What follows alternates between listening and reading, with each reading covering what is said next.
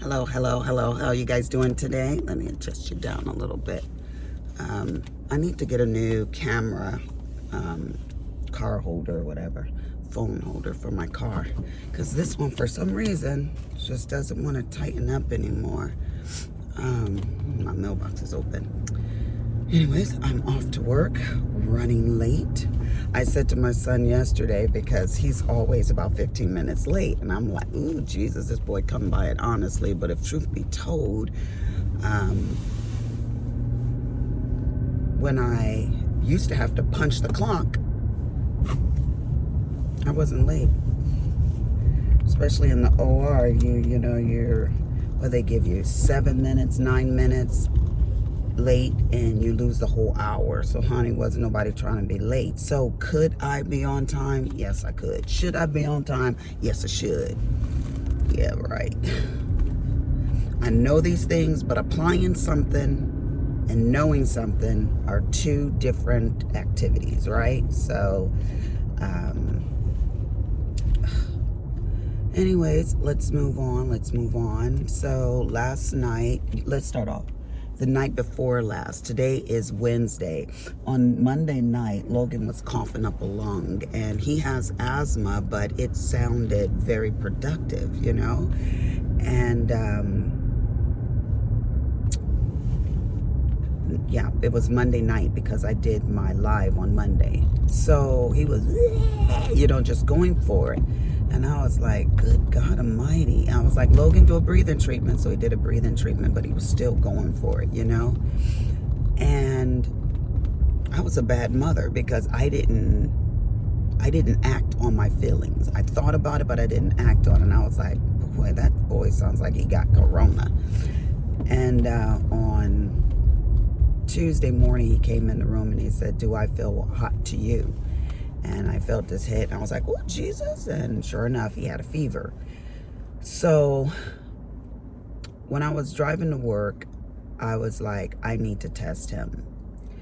So I called one of my clients, and she bought a test buy. I came home last night, which was Tuesday, and I tested him, and it just lit up. At first, I was like, is it? Boom, it is. So I had to go and tell my overprotective husband, who is ever so scared of the Rona. Not as much as he used to be. And maybe now that Logan has it, he won't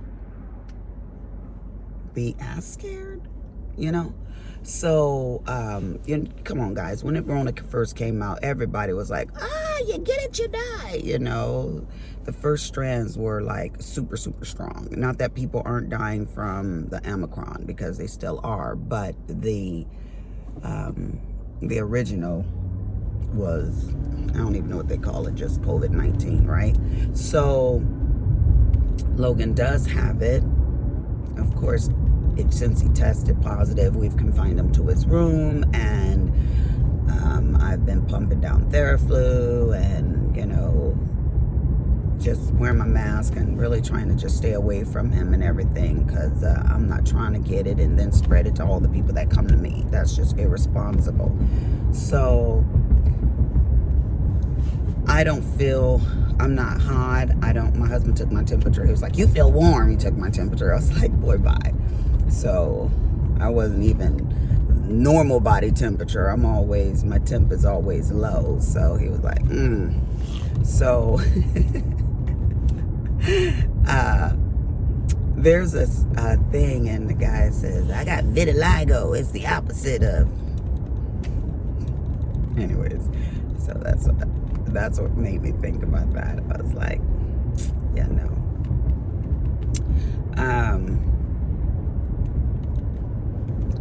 So yeah, we have that going on in the house, and Cameron took Logan to and picked him up from work on Monday.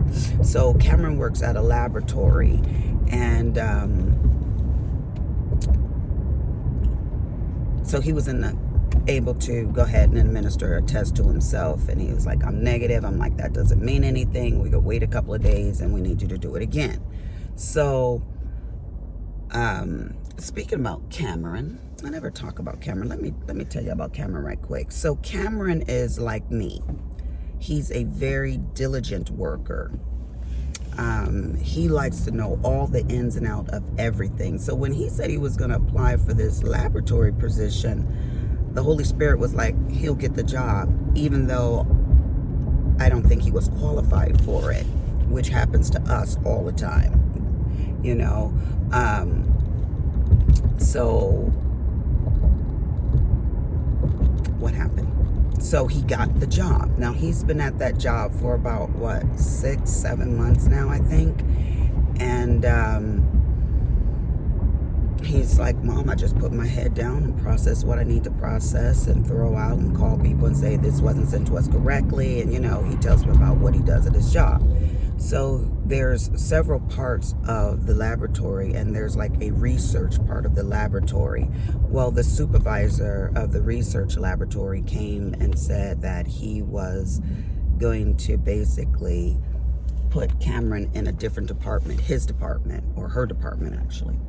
And so last night I was braiding his hair, and he was like, Mom, it's like a $9 raise they said they're gonna give me. I was like, sure you're right, $9. So he was like, a lot of people have been there for years and they didn't get this position. So I'm sorry, I was trying to gauge traffic here, and they didn't get this position. So, and I told him, even when he was little, I said, Cameron, you're always going to be highly favored. When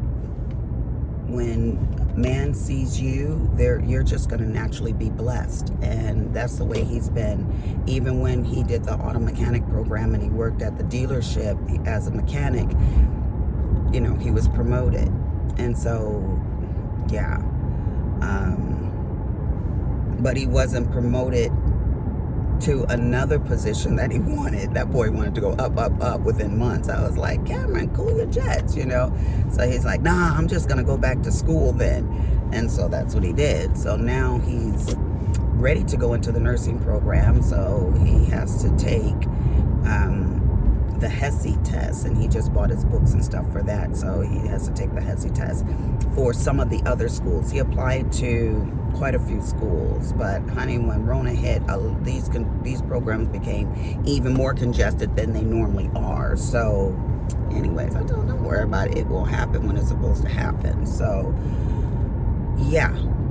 So he's making decent money. His birthday is in April 8th. And he will be 25 years old. I cannot believe that. I'm like, oh, Lord Jesus. My baby's going to be 25. I mean, when I say, you always hear people say, oh, it felt like I just had this boy yesterday. Literally, it felt like I just had Cameron yesterday. He's so innocent. He's always been quite mature for his age. You know, boys usually don't get potty trained until they're like 3. You know, that's like so normal. But here he was, 1.5, sitting on his own potty chair by himself, you know, with a magazine. It was the cutest thing. I was like, he saw his daddy did it, so he's like, okay, that's what I did. And he did his business too. I was like, okay, this boy is just beyond his years, like years beyond his years, you know. To be 25 and he's not ready to, you know, date. He's like, Mom, I got so much other stuff I want to accomplish. And he doesn't like any drama whatsoever. Like, even when me and my husband are going at it, he's just like, y'all childish, you know. He's like that. He's like, yeah, no, I won't be doing that. So if he will not get an argumentative mate, I'll tell you that. So she will be highly vetted before he, you know, commits.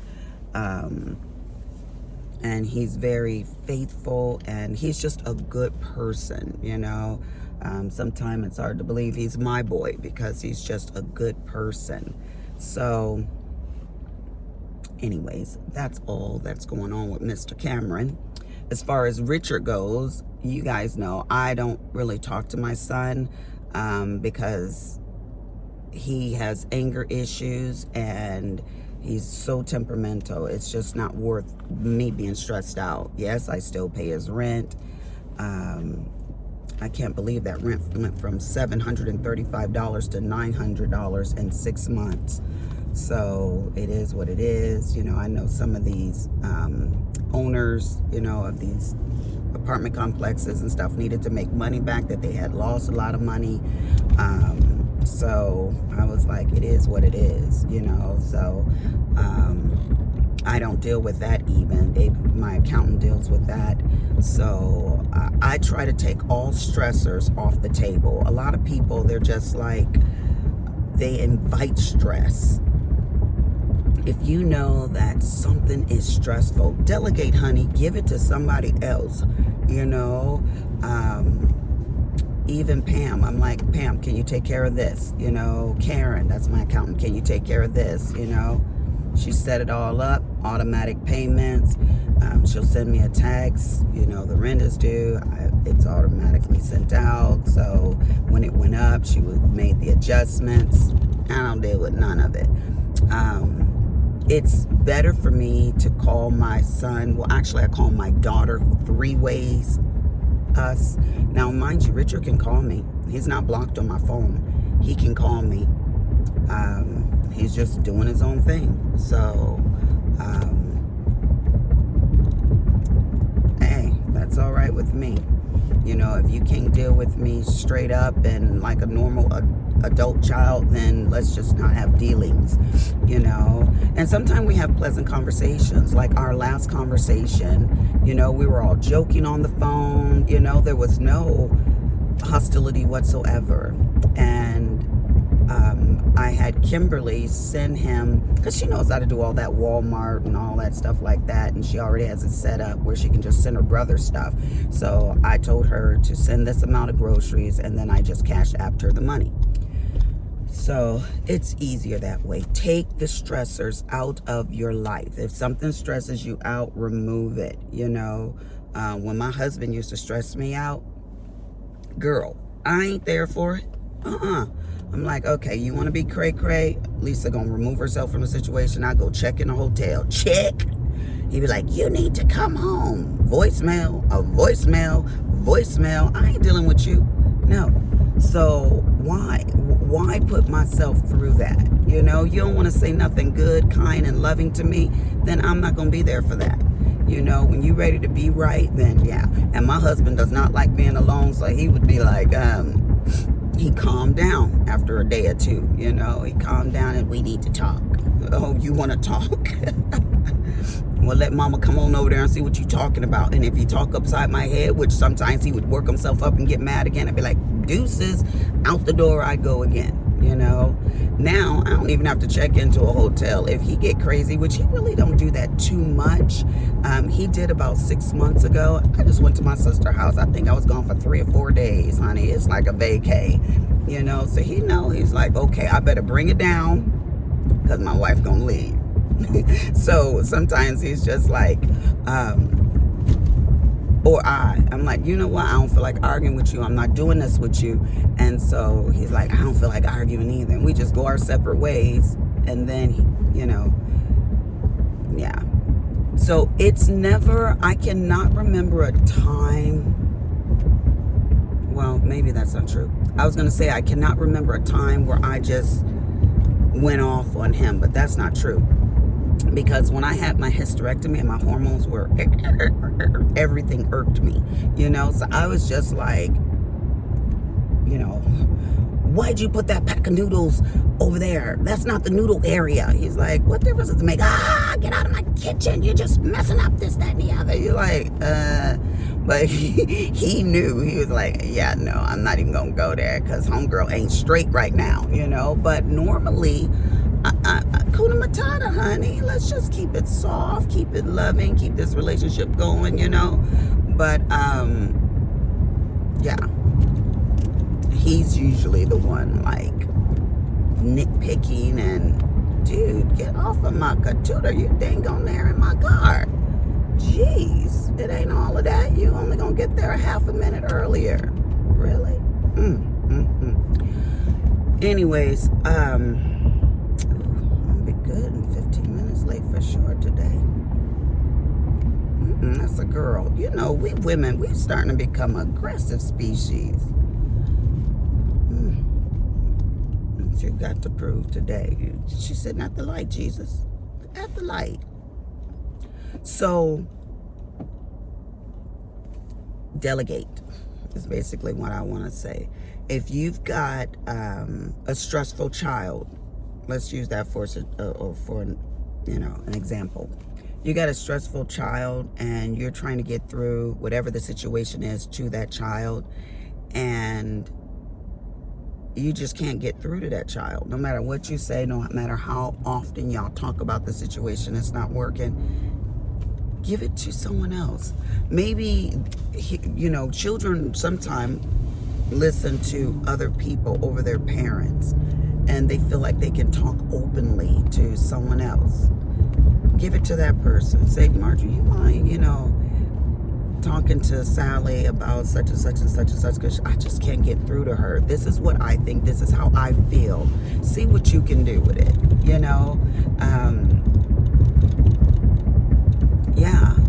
Cameron was a little sad. We went to church, and it was a small church, and he was feeling kind of sad. I forget what was going on in our house, and the pastor and some other people came over, and they were, praying for people and stuff like that. And they came over and they were praying for Cameron, and he just started crying. And I was a little shocked. I was like, what's wrong with my baby, But he was going through some things, and he's got a very quiet spirit anyways. But Mama didn't know what was going on with him. But I'm glad that the pastor, and the other people in the congregations had some discernment, and they were able to pick up on his, sad spirit and prayed for him. And, yeah. And I mean, that spirit was on that boy for a minute, I periodically after that was like, Cameron, you okay? You okay? And then all of a sudden it got better and better, and it was gone. But it was for about 6 months or so, and my sister started saying, Cameron seems sad. And I was like, no, he's fine, but sometimes a mama can't see what's right in front of her, But sometimes just letting someone else handle your situation. I know we always feel like we have to be in control of everything that's going on in our life and in our environment and stuff like that. But sometimes having an outsider come in is the best thing to do. So I know some people seek counseling and stuff like that, and that's all right. That's all right to do as well. But sometimes that can be a little intimidating. We're going to go somewhere because you want me to talk to somebody. Yeah, that could be a little intimidating, or a little bit, invasive. But having somebody in your home, to just kind of knock on the door and say, hey, just stop by, what's going on? And just sit and talk and everything like that. And is there anything you need to talk about, or your mom said you've been feeling sad lately, or your mom said you guys are handling this situation, or what do you want to tell me about that? How can, I help? I would do that in a heartbeat for one of my friends,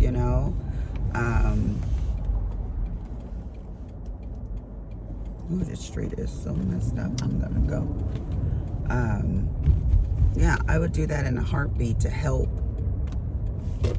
someone out, just help their kid out, maybe prevent them from committing suicide, you get in there and find out what the heck is going on. This other place right up front, these condominiums in the very, very, very front, those office condominiums, it's a double suite. And I was thinking about moving up to the front. And so I have 1,100 square feet, my office space. Well, that one is double, so it's 2,200 square feet. And the rent would be double, you would think. No, it's 2.5 times the price. I was like, how can you justify that? Ooh, I'm doing that again. I'm rubbing the bottom of my car. Anyways, I gotta go to work, you guys. Deuces, be blessed.